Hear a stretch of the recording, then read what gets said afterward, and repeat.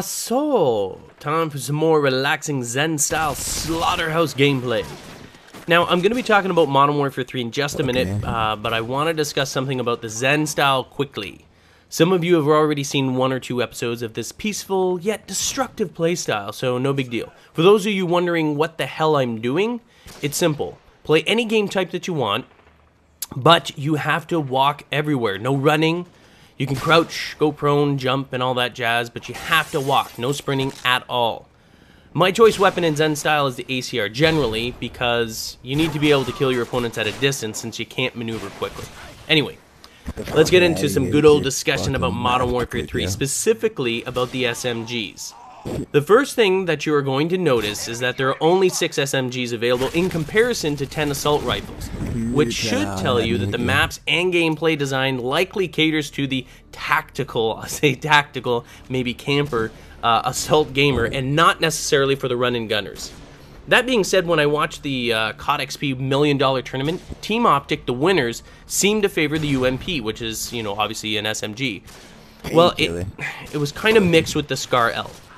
But these guys are a pro team and are extremely aggressive when, you know, which makes the SMG the ideal weapon when you're running balls out toward the objective.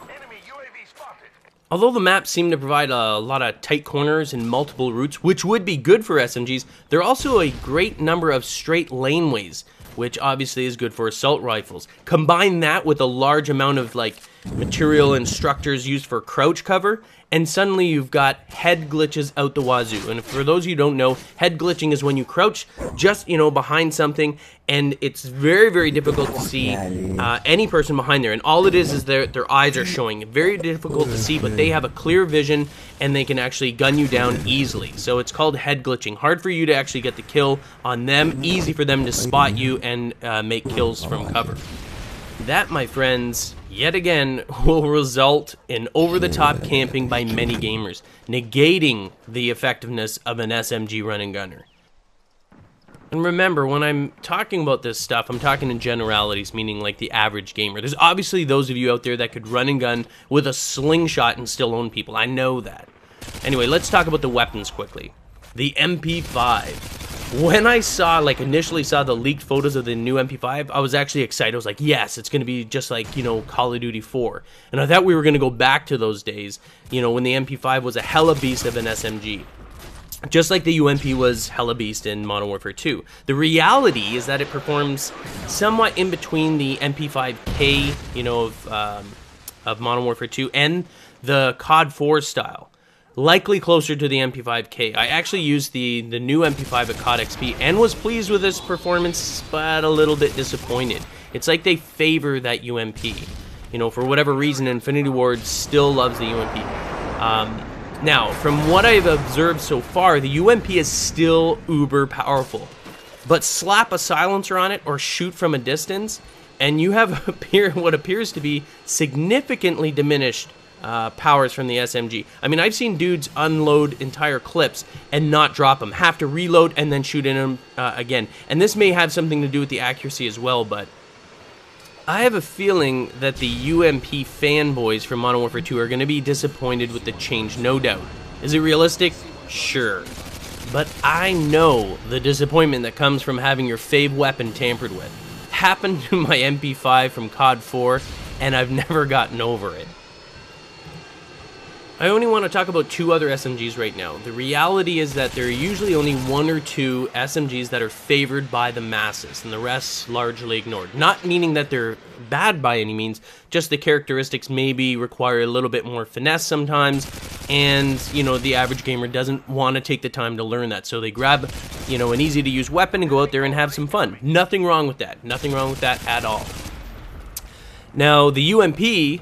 I can guarantee you right now is going to be, yet again, the fan favorite. Even though, you know, it can get kiboshed by the silencer and over distances, it kind of diminishes the characteristics. It still performed really, really well based on what I saw in that COD XP $1 million tournament. What about the P90? COD 4, the P90 was a close second to the MP5 in terms of being most used. It was fast as hell and performed amazingly, whether you had a silencer on it or not. However, In Modern Warfare 2, it seemed to fall from glory a little bit. You know, we've heard Robert Bowling talk about how Modern Warfare 3 is more like COD 4, but the reality is I just don't see it, at least not yet. Nothing really that he's talking about, you know, reminds me or is reminiscent of COD 4. I just don't get it. Anyway, Modern Warfare 3 is definitely looking like a refinement of Modern Warfare 2 and elements of Black Ops in terms of, you know, trying to make a balanced game. With all the kill streaks, death streaks, and quick scoping, I find it very difficult to bridge this game back to the glory days of COD 4. At the same time, you know, while I'll always worship COD 4, I don't think we need to go back to those days. A refined Modern Warfare 2 may do the trick. The game was fun, you know, but there was a number of issues, fixable issues, that ruined the gun-on-gun gameplay. The last SMG I want to mention is the PM9. And why the PM9? Well, the reason why this particular SMG is of interest to me is because they took out my beloved Mini Uzi from Modern Warfare 2. That was my weapon of choice, the Mini Uzi with silencer. That thing in Modern Warfare 2 was hugely, at least in my perspective, was hugely overlooked, but performed better than the UMP. At least I found the UMP to be all over the place. Yes, great power and everything like that. But overall, like as a flexible weapon, medium range, I know that they said the UMP can drop people at medium. I've been dropped at medium range, and you know, I've seen many people do amazingly well with the UMP. I just find it to be kind of the easy to use weapon, like anyone can pick it up. Nothing wrong with that again. So, you know, I naturally wanted to try some other weapon, and the Mini Uzi was beast. I mean, I even got Meatwagon22 to try it, and he friggin' loves the weapon as well. Mini Uzi with silencer on it. If you haven't used it, go and try it right now. Go in Modern Warfare 2 and play with it. Ignore all the noob tubes and getting commandoed. Concentrate on the Uzi with the silencer, and I guarantee you'll enjoy it. I've hit snipers from almost across the map with that friggin' thing, man. Iron sights on it are great. The speed or the rate of fire on it makes it brilliant. It doesn't quite have the power of the UMP, but I find with the rate of fire and the accuracy of it, for whatever reason, and maybe that's why they kind of nerfed it a little bit, or no one really used it, but I think they kind of got rid of it for Modern Warfare 2, or Modern Warfare 3 rather. I'm all over the place. You know, maybe that was unrealistic. A Mini Uzi really shouldn't be able to hit a sniper, and I've done that countless times in Modern Warfare 2. Not just once or twice lucky. I purposely look for snipers or people medium to long range with a Mini Uzi and silencer, and I'm able to friggin' nail them. 2 quick bursts, boom, done.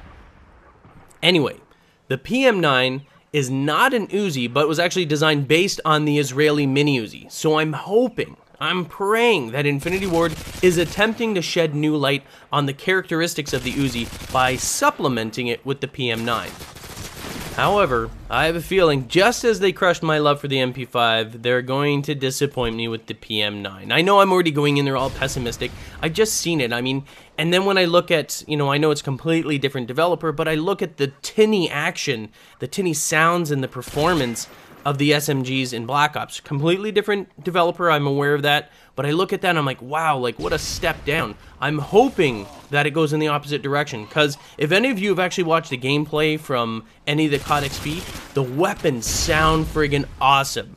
If anything, I think those same weapon sounds should be translated as an update to Black Ops to make those weapons stop sounding like little tin weapons and actually sound like they kick some serious ass. Because that, I honestly, as soon as I played it, that was one of the first things I noticed. I was like, wow, that sounds like a SCAR. That thing is beast. The M4 sounds like an M4. Anyway, that's it. That's why I talk about SMGs. I hope you guys enjoyed it. Stay tuned and maybe leave the comments below as to what you want me to talk about next in Modern Warfare 3, and I'll dig up some information. Peace.